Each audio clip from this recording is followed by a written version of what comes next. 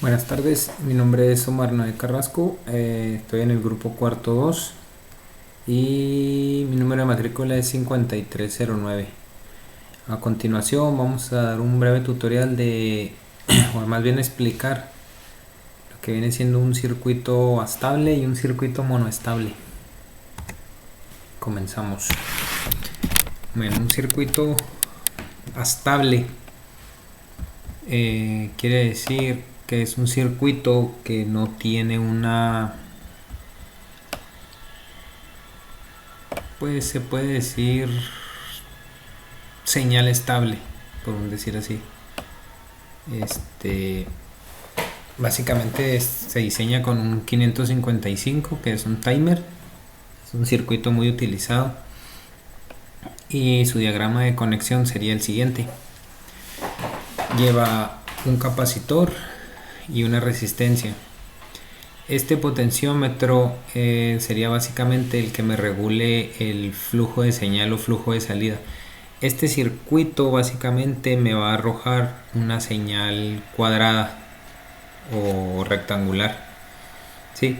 Y en base a este potenciómetro o el valor de esta resistencia y el valor de este capacitor, es en relación a estos dos componentes, va a variar en relación al tiempo.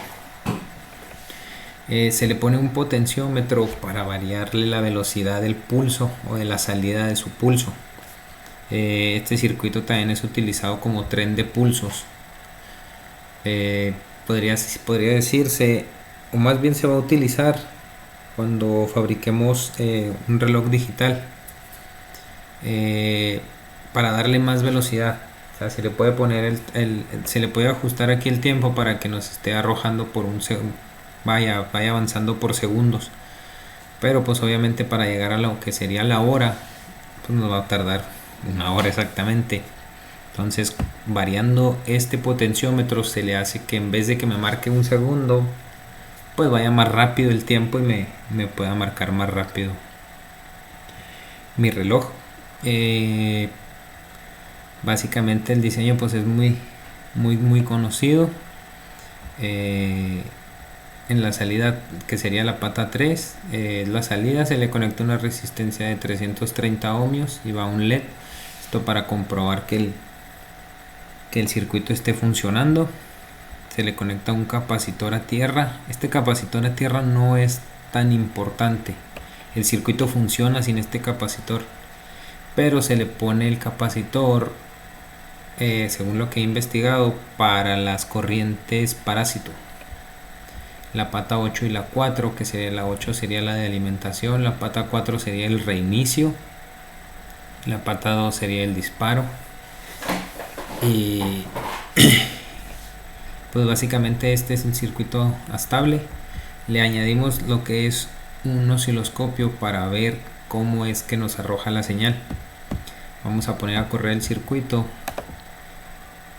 y vamos a ver cómo el foco o el LED se prende y se apaga en base o en relación al tiempo de carga y descarga de este capacitor, el capacitor 1. En base a esta carga y descarga de este capacitor, mi timer me va a mandar una señal cuadrada. Si le movemos para arriba al potenciómetro, vemos que se empieza a cargar y descargar el capacitor más rápido y me arroja una señal pues más continua, ¿eh? Igual, si reducimos la resistencia, pues va a ser una señal más larga, ¿no? Va a tardar más para prender y apagar. Y pues básicamente eso sería lo que hace un circuito estable. ¿Qué más se podría decir? Bueno, los tiempos de estado alto y bajo de la onda de salida se calcularían en base a una fórmula. Eso pues ya sería más meternos un poco más en ingeniería, pero pues básicamente sería todo. Sería utilizado como tren de pulsos. En este caso se está alimentando con 5 volts. lleva una resistencia de 4.7 kilos, un potenciómetro de 100 kilos, una resistencia de 1 kilo, un capacitor de 10 microfaradios y este otro capacitor de 0.01 microfaradios, que como les comento no es necesario que lo tuviera, pero se recomienda que se le ponga. Y vemos cómo se varía el encendido y el apagado. A continuación pues vamos a ver lo que es el monoestable.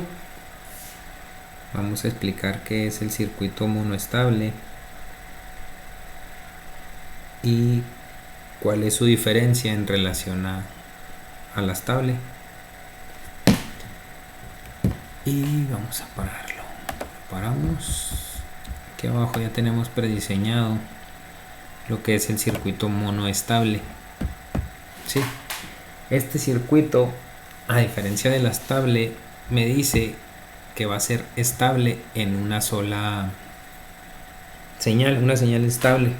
Se puede decir que es una señal estable, o que entrega una salida o un pulso de un ancho establecido según o en base al diseño. Igual la señal o el tiempo que esta señal va a ser arrojada por la salida 3 de mi 555. Si se fijan, el diseño es muy similar al del estable.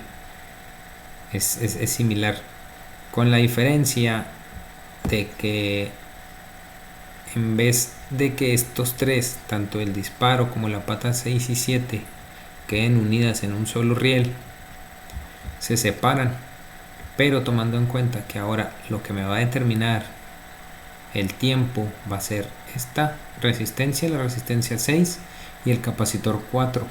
En base a estos dos componentes yo voy a poder determinar ahora no qué tan ancha va a ser mi señal, sino que cuánto tiempo me va a durar mandando mi 555 una señal. Se puede desde microsegundos hasta horas puede durar una señal.